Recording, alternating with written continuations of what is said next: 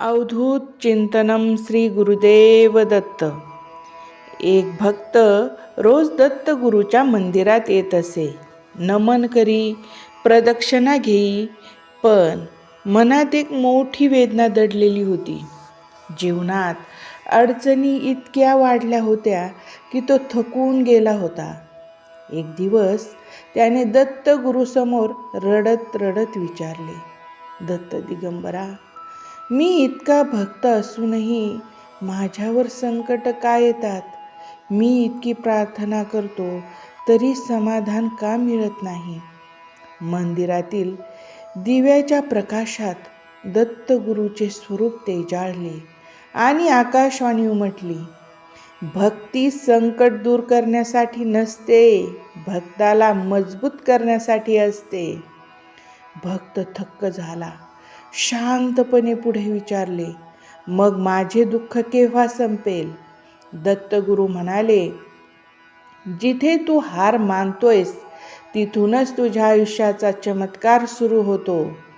दुःख म्हणजे शिक्षा नाही, ते माझ्या स्पर्शाची तयारी आहे. भक्ताच्या डोळ्यात अश्रू आले.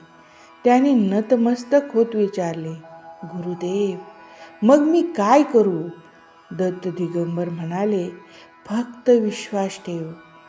राहू दे माझ्या हाती आयुष्याचा दोर. तुझ्यासाठी योग्य वेळ आल्यावर मी सगळं बदलून टाकीन. त्या दिवशी भक्ताचे नशीब बदलले नाही, पण त्याचे मन बदलले. आणि जिथे मन बदलते तिथे आयुष्य बदलायला सुरुवात होते. शेवटी भक्ताने डोळे मिटून म्हटले, दत्त दिगंबर माझ्या सोबत आहे. मला वाट चालायची आहे. बाकी सर्व गुरुवर सोडायचे आहे. आकाशातून आशीर्वाद उमटला. जय दत्त दिगंबर.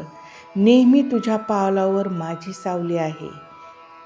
जीवनात परिस्थिती बदलत नाही म्हणून चिंता करू नका.